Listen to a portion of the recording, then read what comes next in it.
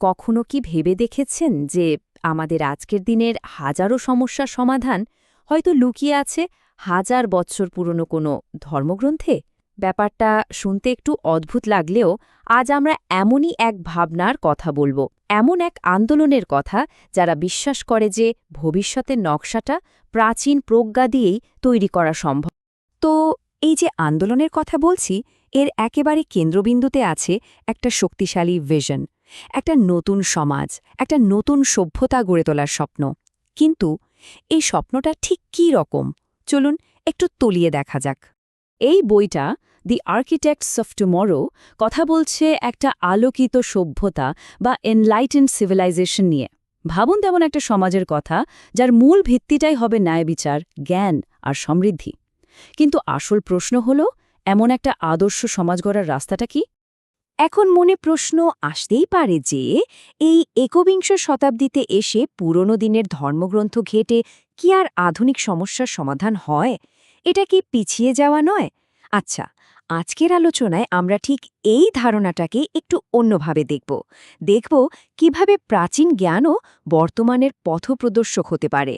এই ভিশনটা ঠিকমতো বুঝতে হলে আমাদের একটু গভীরে যেতে হবে, ঠিক সেই প্রাচীন উৎসের কাছে যা এই পুরো আন্দোলনকে অনুপ্রেরণা দিচ্ছে, পবিত্র কুরআন।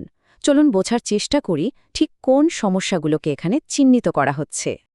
এই আন্দোলনের পুরো দর্শনটায় দাঁড়িয়ে আছে পবিত্র কোরআনের একটি বিশেষ অধ্যায়, সূরা আজ-জুহরুফের উপর। জানেন এর নামের মানে কি? স্বর্ণালঙ্কার। নামটা বেশ ইন্টারেস্টিং, তাই না? কারণ এই নামটাই কিন্তু আমাদের প্রথম সূত্র দিচ্ছে। এটা ইঙ্গিত করছে বস্তুবাদের প্রতি মানুষের যে অন্ধ মোহ, সেই দিকে। এই আয়াতটা দেখুন, এখানে খুব পরিষ্কারভাবে বলা হচ্ছে যে দুনিয়ার এই সব চাকচিক্য, ধনদৌলত, এগুলো আসলে খুবই ক্ষণস্থায়ী। এটা বস্তুবাদের একটা জোরালো সমালোচনা। আসল মূল্যটা আসলে লুকিয়ে আছে অন্য কোথাও, যা মানুষ প্রায় ভুলে যায়। সোজা কথায় এই সূরাটা মানুষের একটা খুব কমন ভুল ধরিয়ে দিচ্ছে। আমরা ধন সম্পদ, ক্ষমতা এগুলোকেই জীবনের সবকিছু মনে করি, কিন্তু এটা আসলে একটা মরীচিকার মতো, যা আমাদের সত্যিকারের উন্নতি থেকে শুধু দূরেই সরিয়ে রাখে। এই বিষয়টার একটা অসাধারণ উদাহরণ হল ফেরাউন। তার কথাগুলো খেয়াল করুন। সে তার বিশাল ধন সম্পত্তি আর ক্ষমতাকে তার শ্রেষ্ঠত্বের প্রমাণ হিসেবে দেখছে। তার প্রশ্নটাই ছিল এমন যে একজন নবী কেন সোনার ব্রেসলেট পরে না।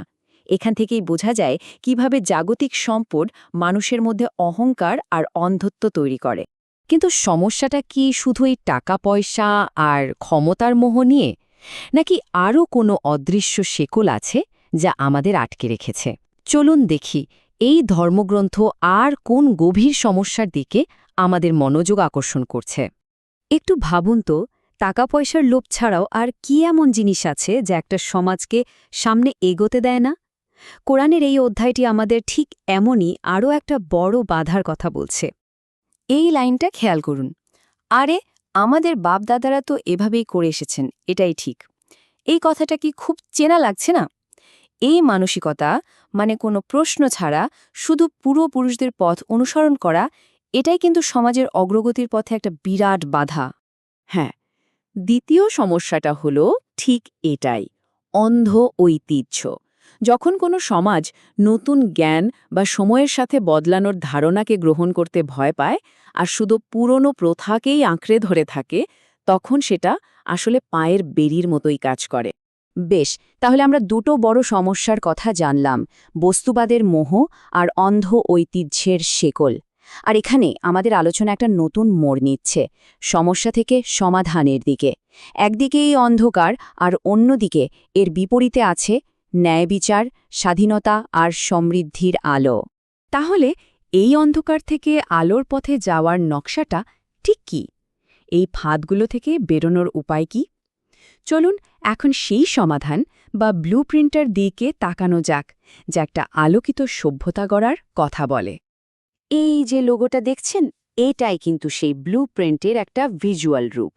এটা শুধু একটা ছবি বা প্রতীক নয়, এর ভেতরে লুকিয়ে আছে পুরো একটা দর্শন। এর প্রত্যেকটা অংশের এক একটা গভীর মানে আছে। চলুন সেই মানেগুলো খুঁজে বের করি। চলুন এটাকে একটু ভেঙে দেখি। লোগোটার মাঝখানে যে দাড়িপাল্লা, ওটা হলো ন্যায় বিচারের প্রতীক। মনে আছে আমরা অহংকার আর বৈষম্যের কথা বলছিলাম? এটা হলো তার জবাব।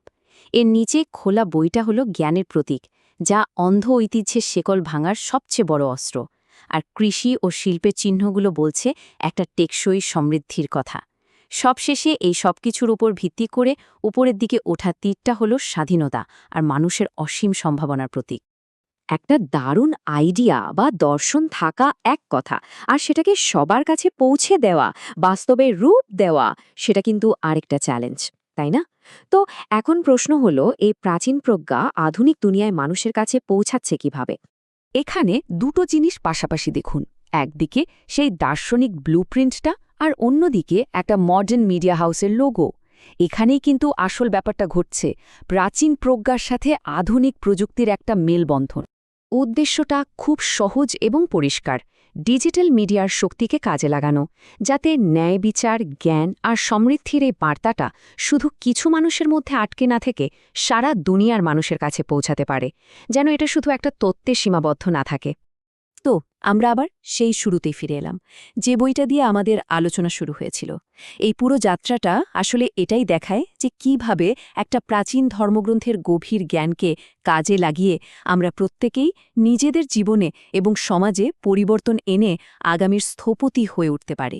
তাহলে শেষ পর্যন্ত প্রশ্নটা এটাই দাঁড়ায়, নকশা আছে, তা ছড়িয়ে দেওয়ার মাধ্যমও আছে, কিন্তু একটা ভালো আগামীকাল গড়তে আসলে সবচেয়ে জরুরি জিনিসটা কি? হয়তো এর উত্তরটা আমাদের সবার ভেতরেই আছে, পরিবর্তনের জন্য একটা সত্যিকারের সম্মিলিত ইচ্ছা।